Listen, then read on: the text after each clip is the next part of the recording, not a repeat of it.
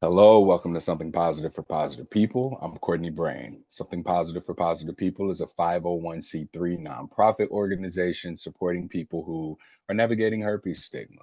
And today's podcast episode, just an FYI for anybody who's coming here looking for herpes specific support, this is not going to be that. This is different. And what's different but still relevant is that it encompasses this idea of minimizing stigma minimization.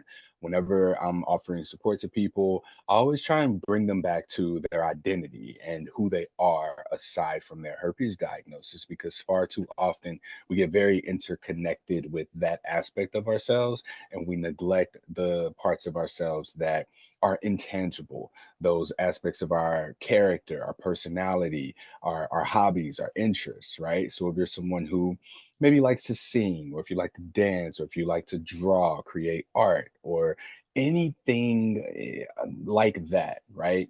It is so easy to just completely lose sight of your identity and association with these things that bring you life, that bring you joy, that spark passion within you, all because of a herpes diagnosis. So, this is one of those episodes that just kind of pulls us a little bit out of that into a different space so that we're not so exclusively locking ourselves into this sexual aspect of ourselves.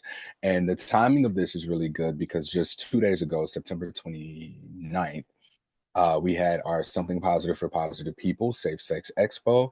And the idea about this was to support people in practicing identifying, naming, and then communicating their safety and pleasure needs. Now, where we get into the pleasure, this is where I was telling you before, like why I was so excited about this episode specifically, is because oftentimes people associate the word pleasure with sex. Even when you Google the word pleasure, I think sex was something that came up for me when I did the search. Maybe people's algorithms are different, but that's generally what pleasure is associated with. And I'm excited to have a conversation with you because we're going to talk about asexuality. We're going to talk about aromanticism and really looking at pleasure outside of that scope. So, yeah, with that all said, like the event went very well. We had four workshop presenters who facilitated practices and techniques and skills to help people with just communicating about their safety and pleasure needs. And it was in a fun way. It was engaging. We had about 30 people come. We had people take surveys. Everybody took the survey. So we have an idea and understanding of what people's definition of, what their needs are, being able to identify those, etc. So all that said, like that's what you all are going to sort of get out of today's podcast episode is a discussion about this. So this is not a herpes support episode. If you need that, go to another one. All right. So today I'm here with Aubri. Aubri, I will let you introduce yourself and then just share how we met, and then we'll just go into the conversation from there. Yeah, so thank you. I'm Aubri Lancaster. My pronouns are Bree, she, and I'm an ASEX certified sexuality educator with a focus in asexuality and aromanticism. And we met through the Intimacy Pros group, I believe. Yeah, we did. So this is and I describe things differently. I think I hear one thing and I always say something else. But to me, I think that what I get out of the group is a sense of uh, like it's different than sex positivity in the sense that sex positivity, this is maybe a part of sex positivity, or perhaps sex positivity is part of it. And hearing some of the discussions about intimacy, I'm learning more about like the spectrum of intimacy in this group because of some of the topics that come up. I like to just kind of co-work, listen in, and hear what people have going on, and it really broadens my perspective and my own ideas of what intimacy is, what um, ways people are expressing and experiencing pleasure, especially in a professional sense, because there's sort of a line as an intimacy professional between, this is business, it's also pleasure, it's pleasure for the other person, but we're doing some healing, right? So I'm thankful that we were able to connect because I'm very interested in uncoupling pleasure from sex in a way that can be healing and supportive to other people.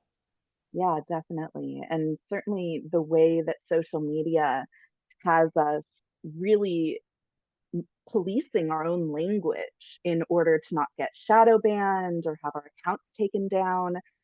Sexuality professionals and intimacy professionals have other language that ends up getting used, such as intimacy and pleasure, to kind of be placeholders for those purposes. And then that has this kind of backlash effect of putting those terms further into that sexual context and losing some of the other ways that we can relate to that language. And language is important and it's impactful. And some of us may not have psychological accessibility to some of the language. So for us to not be able to use the word sex when we're talking about sex, as an example, or to be able to name the body parts that we're speaking to, when we have to, let's say I'm looking at a hashtag for something on social media because I want to become more informed about said thing that is under the umbrella of sex or sexuality. I won't think to replace the A in the word pleasure with an at sign or to spell out sex like eggs with an S in the front, right? But these are the kinds of things that we unfortunately have to navigate in order to continue to. It's not just, operating and running our business, but it's also it's activism, it's advocacy, it's healing. Yeah, the word sex, if you go to a hashtag, especially on Instagram, where I do most of my creation work, there's you click any hashtag that has sex in the word and it won't pop up with anything.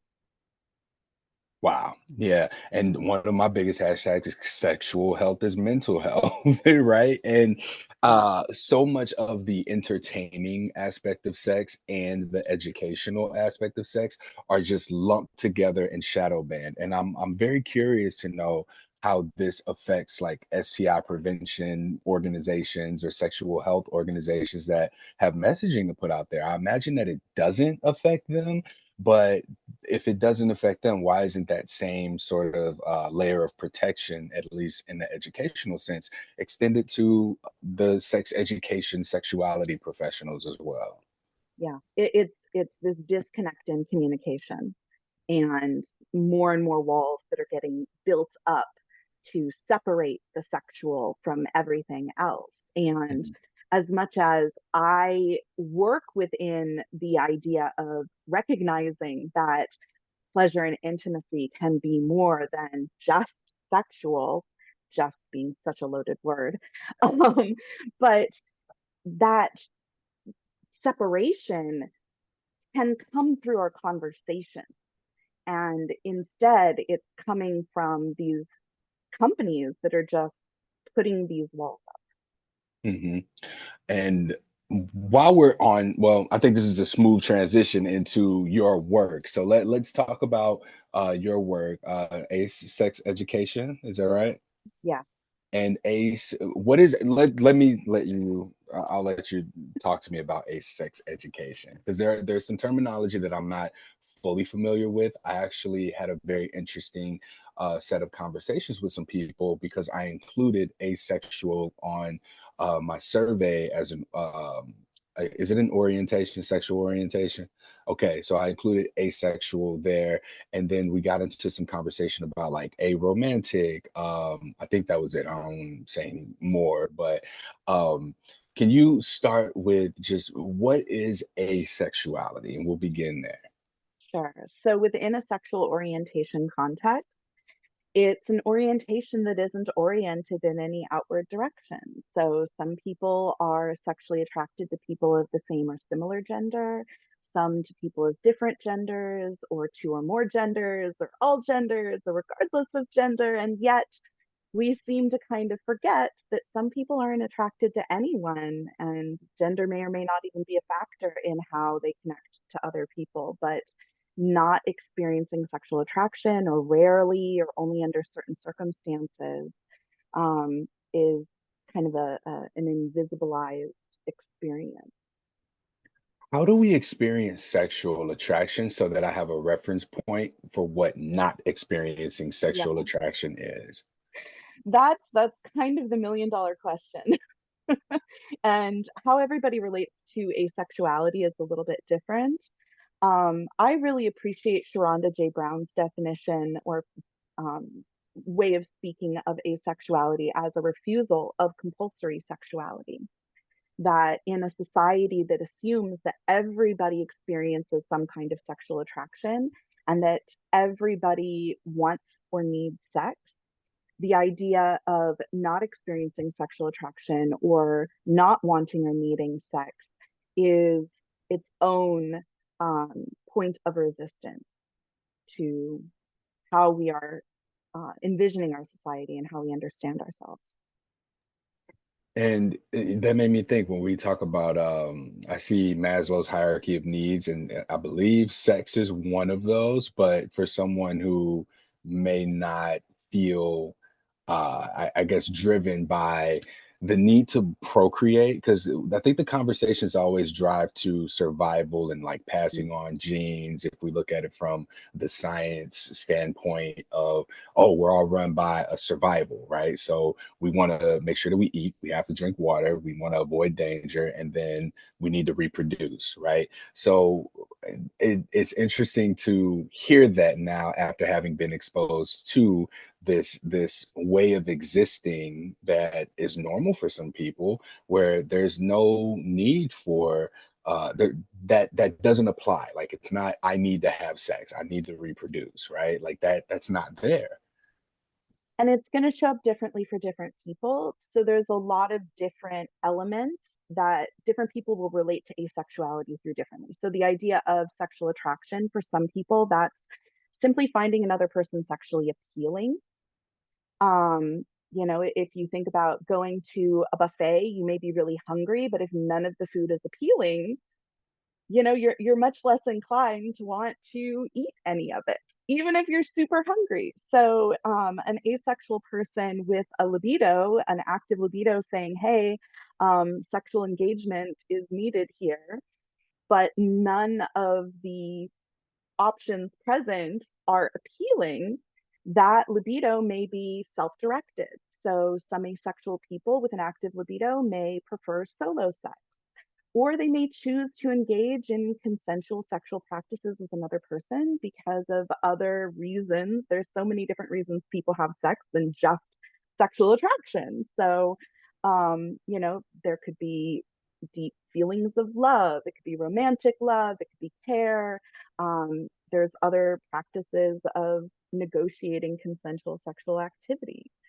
So there's a lot of different reasons somebody may still engage in the interpersonal sexual activity. And then you have people who are non-libidoists, who really don't have any feelings of sexual need, or they find it very easy to ignore, and may never wish to engage in solo sex or interpersonal sex. And we have to make space for the full range of the spectrum. The buffet comment made me think about like someone just being picky, right? Like, oh, yeah, I'm hungry, but none of this looks good. I know where I need to go to get what I want. So maybe that person, is an expression. I want to ask this: is an expression of asexuality? Maybe just like, okay, you may have friends that enjoy going out, socializing at a bar, and your friends might press you like, oh, that person's looking at you. Oh, that person's hot, right? And you're just like, this isn't my vibe. But if someone were to go to salsa dancing, right, the atmosphere and the common interest, this may create an environment that might make someone a little bit more receptive to potentially being attracted to someone. Is that kind of like a little bit how it works? I have another analogy that might also bridge the gap, but this is how I want to try and like Yeah, understand, and hopefully my questioning allows for other people to maybe connect some dots that may sure. not be So there. we also have the terminology of graysexual, Tell which me is about that. all of that kind of in between space. So somebody who identifies as gray sexual may experience sexual attraction rarely, weakly, or only under certain circumstances, such as demisexual, where a person needs an emotional bond in order to access sexual attraction. So I think your analogy is apt, and there's going to be some people who it doesn't matter what the setting is, they are still not going to want to go All right. So when I think about the word a in front of something, like I think not, right? down. So when we see asexual, it doesn't mean not sexual 100% of the time, always. You never want to have sex. Is that, can we say that here? So the asexual community has language to speak to these issues a little bit better. So the terminology that can help with that is sex favorable, indifferent, averse, or repulsed. Some people are sex favorable and they're favorable to the idea of sexual engagement, regardless of whether or not they're experiencing sexual attraction. Some are indifferent. You want to have sex? We have a good relationship. Okay, we'll have sex. And some are sex averse, like I don't want to. That's not appealing at all. And some are repulsed. There is a visceral response to the idea of engaging in sexual activity or sometimes even sexual content in movies and TV and conversations. Now, this feels like a very offensive question to ask, and I want to just preface this with that because I can see someone assuming like, "Oh, you don't like sex? What's wrong with you? What happened?" And I want to preface this with I use drinking as an example, right? So I stopped drinking, but I've had alcohol since making that decision, and it's just been like, I still don't need this. Like, I'm not, my behavior is not changing. And people are like, what happened? Like, they think that something happened to make you stop drinking. When one day I just woke up and was like, this isn't serving me anymore. And since doing that, right, like, I noticed the pressure and I noticed alcohol is everywhere, and it's like the core thing of what community engagement is and socializing. If you want to socialize and it's 7 o'clock on a Friday, what's everyone doing? Everyone in your circle might want to go out for a drink, right? Even at meals, right? It's drinking. Alcohol is sort of the party favor for a lot of social engagement and entertainment. So as someone not drinking, people look at you like, well, what's wrong with you? And then you might be pressured to engage because this is what everyone else is doing. So, oh yeah, I'll have a drink and just socialize. And like the environment is not really set up for someone who doesn't drink to really be successful socializing and making connections with people because everyone else is drinking. So I can't imagine what it's like to be an asexual person in a world where seemingly Yeah. everyone is like, well, why aren't you having sex? What's wrong with you? Did a traumatic thing happen? Like, were you blank, insert word of thing that we might assume happened to a person to make them either indifferent, averse, or repulsed by the idea of sex? Yeah, absolutely. I think that's a fantastic analogy because the more our society focus on an activity or experience, the more we feel othered if we don't share that experience or desire or interest. So that is a huge part of the challenges that asexual people face in just the constant expectation that this is something that we're supposed to talk about, this is something we're supposed to want, and if you don't, there is that what's wrong with you. I spent so much of my life trying to figure that out because I only came to my asexuality understanding when I was 39. I got into the sexuality field when I was 23, in part to learn how to enjoy sex. I started out doing adult toy parties, and I very quickly found the products that helped me kind of hack the arousal process and access that in my body. but I never really understood why it still wasn't as interesting to me to be drawn to activity, especially in an interpersonal context. Now, you mentioned before the call that you had a child. Yeah. How does asexuality and parenting, or the desire to parent, how do these two things intersect? This is a vague question statement, so I want to like kind of just tease that out. If you're asexual, how do you have a kid? That feels like such an ignorant question, but I imagine that this is like the default to a person's thought process. Yeah. So I have been with my spouse for 16 years. And when we actually had our child through IVF, but it wasn't for a lack of trying. That was a very difficult process because, suddenly you're on a schedule and you have to have sex on a within a very small window of, a Oh my day or God, wait, two. what? You have to have sex. I don't think I've ever heard anybody say, "Oh no, we have to do this." All right, Well, that when we think about sex education for teenagers, I know when I went through it, I was basically told that I could get pregnant at any point in my cycle, even when I was menstruating. And it wasn't until that I started to try to get pregnant that I discovered there's actually a very small window of ovulation between when the egg is released and when it's no longer viable, and how long sperm is viable. So you really only have a couple of days within the cycle that pregnancy is even possible. The breadth of within the cycle, when they say like you can get pregnant anytime, is really more speaking to the fact that your cycle can change without notice. Like, it may not be as predictable as you expect. So you may ovulate sooner or later than you thought you were going to, but you can't get pregnant when you haven't ovulated. And so tracking my cycle and knowing exactly when, that window is coming around, it becomes okay, this is it. We need to have sex tonight. Yeah, thank you for sharing that. Um, is it difficult to navigate, like, all right, if we want to have children, I guess like being in a relationship, how is finding a relationship as someone who is asexual?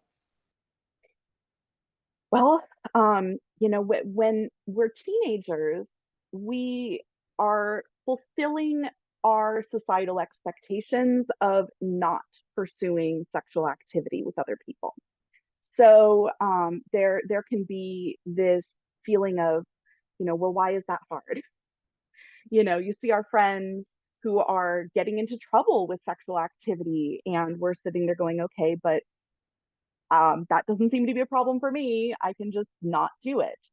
And then once a relationship hits that point where sexual activity is expected or begins, and that's when this constant struggle of, why don't I want this? Why am I not enjoying this? Why is this not everything I was promised it was going to be? And there's many, many people that deal with that who aren't asexual. And it's a matter of learning about pleasure and, all of the different ways to connect sexually. But for an asexual person, there's that added layer of not being driven by that sexual attraction that is so pervasive in our culture of how we understand sexuality, especially when we look through what is otherwise that patriarchal lens, and the assumption, especially of, people socialized as men, that being sexual and wanting sex is innately tied to how their masculinity is seen and perceived, whereas people socialized as women are expected to not want sex until they have a partner that blooms them into sexual adulthood and all of that. Yeah, thank you for that explanation. Uh, what when sex is sort of the expectation for relationships by society, it's just like, all right, well, we're in a relationship and we have sex, or whenever if this is what we are supposed to do, what do you do in a relationship when sex is not on the table, right? Like, what do two asexual people in a relationship do? How do they connect? What is pleasure to them if sex isn't on the Mm. table? And that is where so much of my work relies, because we see this idea of, well, if you're not having sex, this is the pinnacle of intimacy within a relationship. And how is it even a relationship without that? Because there's so many other forms of intimacy and pleasure. What are you doing in your relationship when you're not having sex? You know, I was gonna try and answer that, but think about having sex, right? But I asked that because I think that a lot of people are still even under the pressure of feeling like they have to have sex. Sometimes it can be performative, and it's not really for pleasure, but sometimes we don't even know what pleasure is for ourselves. And that kind of goes back to what I mentioned with the Safe Sex Expo, is the importance of being able to identify and communicate pleasure needs. But if we're unable to recognize or identify what's pleasurable to us, then how are we, especially if it's only locked into sex, we're not taught, or we're not given the freedom to explore what pleasure is, I guess. I'm trying to find the language here, but so go ahead. Yeah, it sounds yeah, like you I okay, we do. there. Go So ahead. Go ahead. I personally love the work of Emily Nagoski. Her new book, Come Together. Can you I think spell that that for me, please? Emily uh, Nagoski. yeah. Let me go ahead and put that in the chat because I am terrible at spelling out loud. So Emily, last name Nagoski. There we go. Thank you. So Emily Nagoski wrote the book Come As You Are, which was a very helpful tool for people to understand, especially um, women centered uh, sexuality. And I say women centered because it was very specific about women and women with vulvas. In her new book, Come Together, she does bring in a lot more gender diversity. And this book is more about how to connect in a long-term sexual relationship, how to get that sexual connection for those people who want sexual connection. And the language that she brings in that I find really useful within the asexual conversations is differentiating between pleasure and desire, that pleasure is enjoying, desire is wanting. Pleasure is satisfaction, desire is dissatisfaction. And my favorite analogy for that is, think about scrolling on your phone. You're looking for that cat video. You're scrolling, you're in that desire state, that anticipation, and then you find it. Pleasure, enjoyment, cute cat, wonderful. It's over. You move back to desire. You're in that seeking again. And maybe you come across another video that a lawn mowing video. Ooh, that's really satisfying. Oh, I like that too. And now you've got a little bit more on your pleasure menu that you're seeking, but you go back into that desire. You're looking. And we have this kind of back and forth. And there can be this conflation of pleasure and desire. There can be this continuous state of desire and dissatisfaction without ever really recognizing when we're in enjoyment and satisfaction and pleasure. So I think understanding that differentiation can be really helpful to begin with. And then I like the alternative terminology, the words of enjoyment, satisfaction. What in your life do you enjoy? What brings you satisfaction?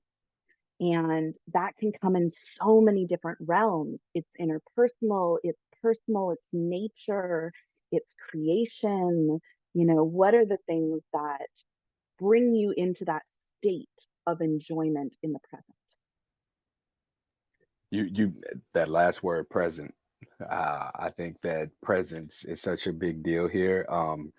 I'm very immersed in the work of David R. Hawkins. He has a book called Letting Go, and he talks about the scale of emotions and desire being a negative emotion. And in the state of desire, it's wanting, it's longing, it's like we want. And the thing about desire is that we often want something that we're hoping to get a feeling from Mm, based on the glamour of it, right? So from the state of yeah. desire, it's kind of like you want this. He uses this example of climbing the corporate ladder. You want this vice president position, you get it, and only to be met with competitiveness, other people coming at you. You're not really able to enjoy it because now you're working more, right? So the glamour of the title being what you're Mm, drawn to, but if you look at that state of desire that you're in and the thing that you desire, when you can untangle it from the glamour of the desired thing, you objectively see here's actually what it is. Now you can ask yourself if you want it. So when we look at this from the place of pleasure being enjoying and desire is wanting, right? Or if we're looking at satisfaction versus dissatisfaction, this is a really good roadmap for navigating what pleasure is for you. So you can go from desiring a pleasurable experience to, oh, okay, well, I want this. And then be able to differentiate between if this is actually what you want or if you're wanting something that you hope to get from that. And then you can decide, okay, well, maybe, I'll just go eat a cheeseburger because like I'm wanting that experience or whatever, right? So I like that definition because it's all about presence. And when you can be present, you can identify the real undercurrent of that thing that we're hoping to get or what we are choosing for ourselves. yeah, absolutely. And then we can also start to really recognize all of the different ways we experience satisfaction and enjoyment in our life and step a little bit away from ranking them. I encourage people to create a pleasure menu. Start to a little list in your phone of different things that bring you satisfaction and enjoyment. And it could be foods, it can be experiences, it could be, TikTok channels. I have some of those on there. Can you talk to us about non-sexual intimacy? Yeah. So, intimacy is closeness and connection. Sexual intimacy is one of many different kinds of intimacy. So, we can also have um, emotional intimacy, that connecting of the heart, somebody to feel seen and heard by, to vent to cry to laugh with. We can have intellectual intimacy, having those conversations that just open your mind to new possibilities, or where you're sharing in a fandom, or info dumping, or sharing a special interest. There's many different ways that we can share intellectual intimacy. What we're doing right now is a form of intellectual intimacy. There's nobody else here with us. This conversation will never be repeated exactly as it is. The things that we're learning from each other are going to become part of our knowledge base, but that moment of learning and that aha moment that can be shared is a moment of intimacy, sensual and affectionate intimacy with touch that doesn't have to be a precursor for sexual activity. The concept of skin hunger, wanting to physically connect with another. I can go on, but it looks like you want to have something to say here too.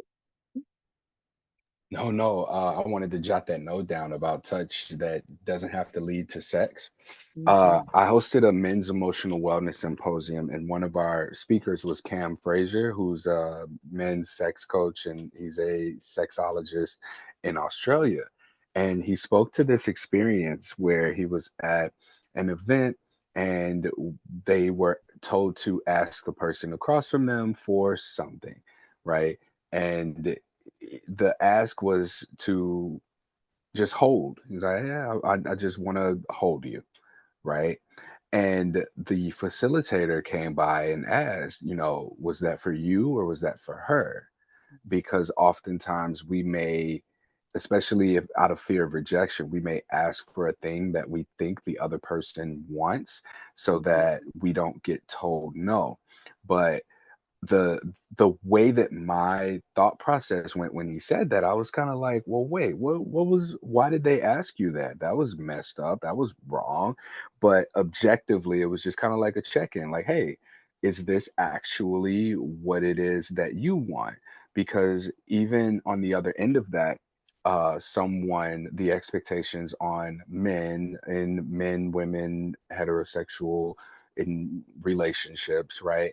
It would be expected that, okay, if you can ask for anything you want, wouldn't you want something sexual, right? That is where I think my head went in terms of that experience. Like, they might have expected you to not ask for cuddling because what, men don't cuddle? And he was like, I wanted to just cuddle. That is all I wanted. And that makes me think about what you said earlier with just sex, because that's not what it is. Like, what might just be sex, as in only this one thing, could be so much more to another person. And we really minimize it when we limit our not even just language, but our perceptions of the words and what it means.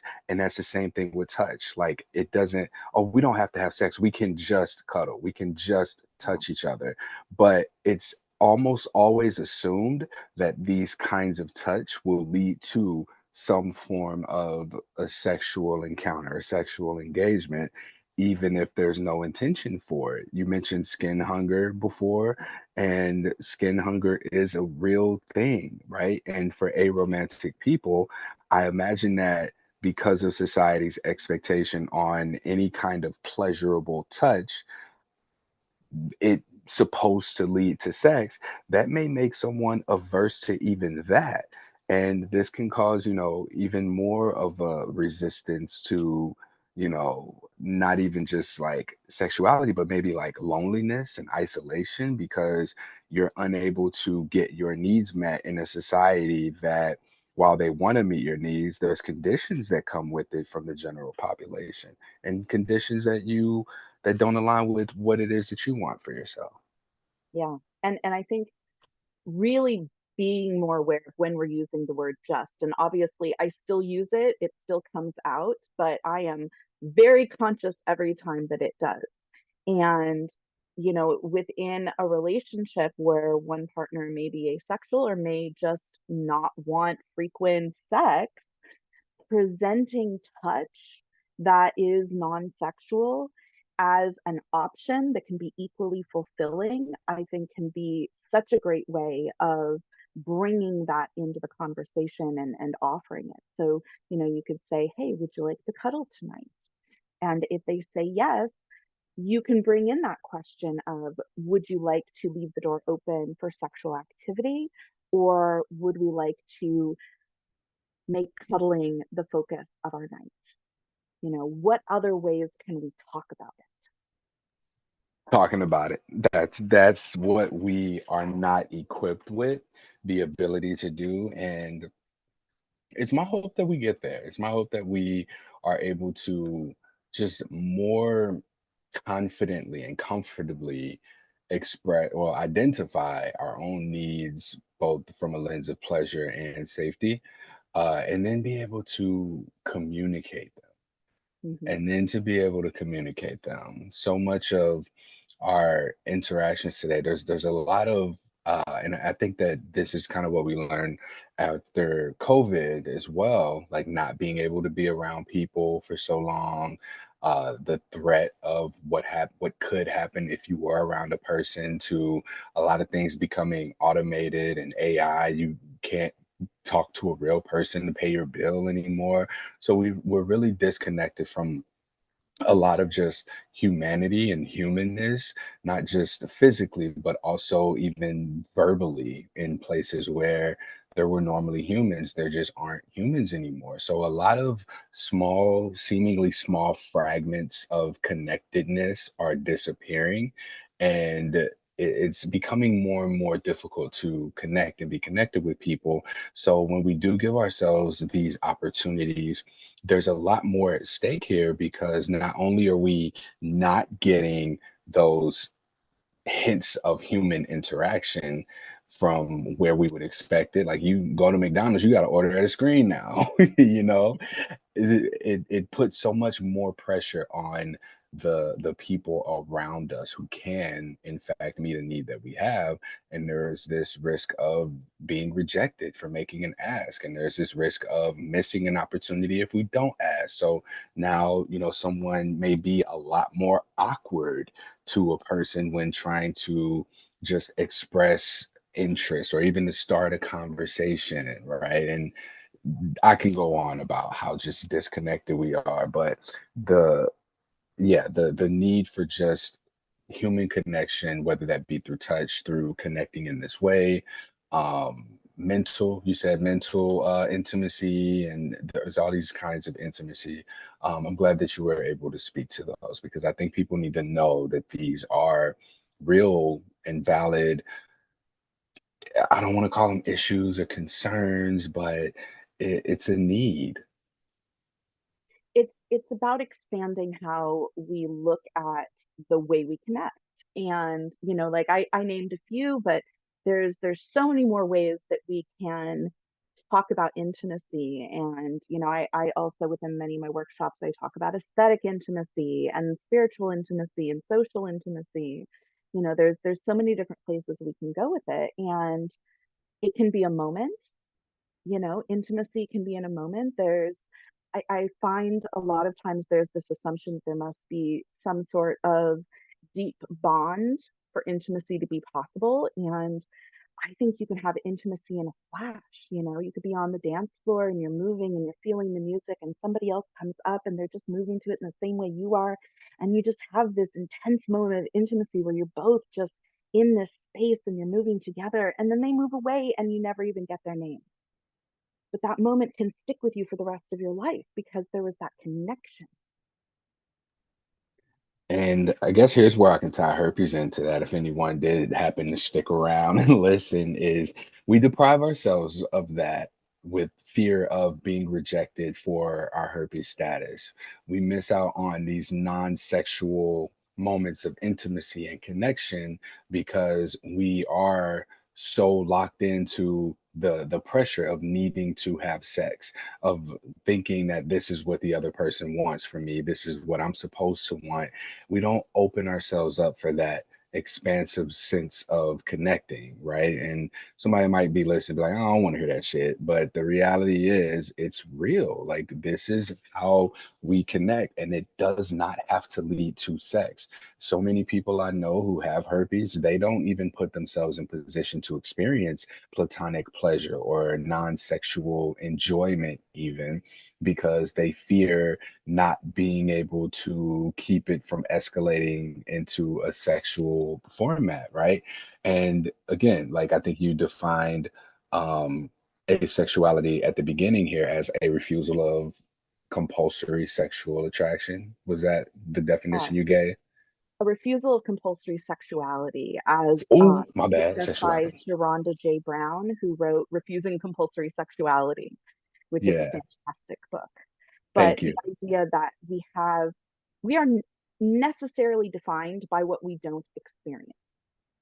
So understanding where that positions us within society and societal expectations, I think speaks a lot more to what it is we do experience than focusing on what we don't experience. Because we can spend a lot of time talking about what is sexual attraction, and you're going to get a whole lot of different answers. And at the same time, that is still not going to help an asexual person envision a fulfilling and happy life for themselves by simply knowing what they don't experience. All that does is focus on this concept of lack And unfortunately, a lot of times asexual people, that definition is a lack of sexual attraction rather than experiencing little to no sexual attraction and focusing on non sexual forms of intimacy and pleasure. And I think that in moving forward and envisioning that beautiful life that we have the potential to have, it's really in focusing on all of the things that we do enjoy that we can center in our lives and any relationships that we choose to have, because we can decenter sex and romance and still have so much else to fill our lives with. I bit my finger because you were on a roll, but I needed you to repeat something that you said that I wanted to write down, and I don't remember what it was. It was like something that should be on a t-shirt. But it was around when I asked you to define the refusal, the asexuality again, and you said something along the lines of like not being defined as what we don't experience versus. I- can you try and say that again? We are necessarily defined by what we don't experience instead of focusing on all of the beautiful ways that we have to connect to intimacy and pleasure and other people in our lives. Thank you so much. I think that was it. That was very beautifully said, and I want to make sure that point is driven home because even asexual people and what I'm experiencing with people who are diagnosed with herpes, there's sort of this like assumption. Like I think that people who are newly diagnosed with herpes throw themselves into I'm not having sex, and now they don't know how to live their life. But I think that from our conversation about asexuality, right, like we might actually be able to find much more fulfillment and pleasure in life when we can decenter sex as the focus, and we can, rather than defaulting to these compulsory sexuality acts and practices and the performance there, maybe we find a better relationship to ourselves and our sexuality if we can just take a page out of the book of asexuality, Emily Nagoski. And you mentioned someone else, I forgot their name. Sharonda J. Brown. Can you please write that name in I the will. chat too, so I can have this to put into the show notes? Thank you so much. Absolutely. And you know, Oh, when it comes to engaging in adult physical pleasure, I think there's so much we can learn from kink communities because there's so many ways of connecting and having intense physical experiences that may not involve any sexual arousal. I can't believe we didn't even make it to that point up until now, but yes. And I speak about psychological inaccessibility, and I'm working on like making this a thing. But for me, as a cisgendered heterosexual black man, I was diagnosed with herpes 11, almost 12 years ago, and then stumbled into the world of sex positivity, the STIs and stigma advocacy, the kink world, the non monogamy world. And in being able to immerse myself in this space and these experiences, I've developed communication skills, understanding, language that I would have never envisioned myself acquiring because these spaces have been so psychologically inaccessible to me. I think about even where you go to get tested at HIV organizations because HIV is on the door. I think that isn't for me because all of the messaging for HIV is revolving around men who have sex with men.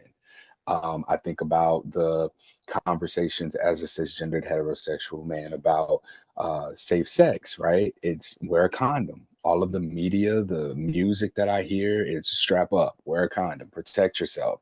And there's no talk about, well, there's also alternatives to that form of safety in sex. It's communication, or there has to be a hard penis involved with sex in order for it to be sex. And that's not always true. And it's having entered into these spaces where no one was telling me, hey, Courtney, you should come here and check this out. I had to stumble into this space to find these things. So I'm glad that you mentioned the kink world being something like that, because that is something that I've tried to explain to people and express in a way that allows for them to experience and explore their sexuality as you know, aside from the one dimension or two or three dimensions of intercourse, because I think that that's where a lot of people are, and they just don't know any different, because it's just that anything different is just psychologically inaccessible to them. right? And because we assume that there are specific acts that are always going to be on the table and that kinky acts are othered, we have all of this great language coming out of kink spaces about negotiation, consent, safe words, aftercare, all of that that we are assumed to not need within a vanilla sexual activity. And yet it's all relevant. And especially for people who are navigating this through asexuality or some sort of other experience, there is that value in looking at not making assumptions of what's going to happen. Let's negotiate what we both want to experience. Let's make sure that we have those safe words in case we're heavily activated or we come to an activity that just isn't right for us, so that we don't feel, heavily rejected or unable to stop the activity for fear of the other person feeling intense rejection. you know um Nonverbal safe words, and then the aftercare. When you hit that point, either you've finished whatever it is that you have been experiencing with that person, or you safe word, and being able to move into that space of care rather than immediately going to the defensive. What did I do wrong? What's wrong? Why don't you like that? Why don't you want me to do that? It's, what do you need? Do you need a glass of water? Do you need some food? Do you need a cuddle? Do you need to go in the closet and cry for a minute? How can I help you? Beautifully said. So Aubrey, we came up on time very, very quickly. So I would like to first off thank you. Thank you for reaching out and being open to being on this platform. But I also want to allow for you to share or speak to anything that you would like to, if there's anything you want to leave listeners with, as well as how people can connect with you. Yeah. I think one of the biggest messages that I try to leave as a takeaway is, it's okay to not want sex. It's okay to not want romance, regardless of orientation.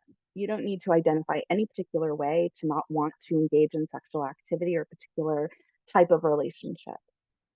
And, the more that we have that language to negotiate those experiences and find alternatives, the more that we can find pleasure and intimacy throughout our entire lives with all the people.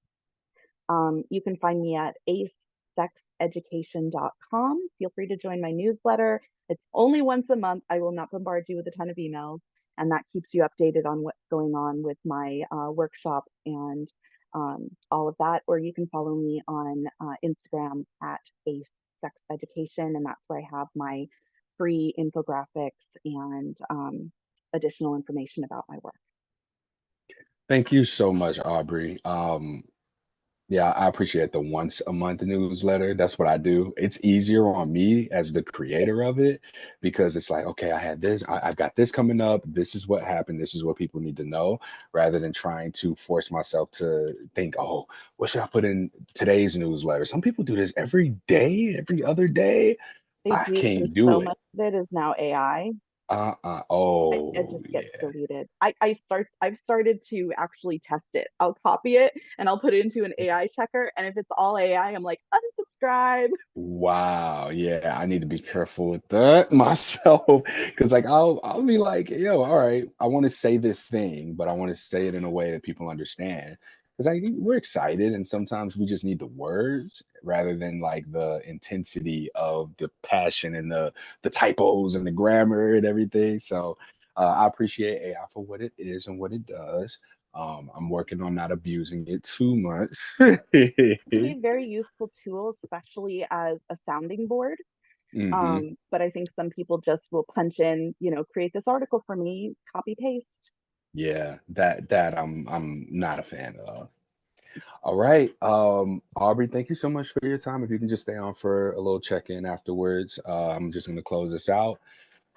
That concludes this episode of Something Positive for Positive People. Please like, rate, review, share, subscribe to this podcast. And you can join our monthly newsletter as well just by going to the website if you haven't already joined. We are working to get funding for more of the Something Positive for Positive People Safe Sex Expo. This is just a day of workshops, giving people practice identifying and communicating their language. So if you're listening to this and you have the ability to fund such a thing, listen, the expenses were about $5,000. We had 30-ish people come. They took surveys. We had raffles. We were able to do a lot with a little bit, right? So for a little bit more, we might be able to make this a reoccurring thing. Presenters get paid, the venue gets covered, and we're able to organize and orchestrate this experience that is very supportive to STI prevention. So I'm looking for opportunities to connect with anybody, individuals, people who are part of grants and funding opportunities who can make this thing happen. I want to thank our sponsors from that event, Pornhub, Sexual Wellness Center, as well as the American Sexual Health Association, as well as all of our vendors, all of our participants, the workshop presenters, because this is the thing. This is going to be our form of STI prevention, giving people the skills to talk about sex from the lens of pleasure and safety. All right. Till next time, stay pleasure positive.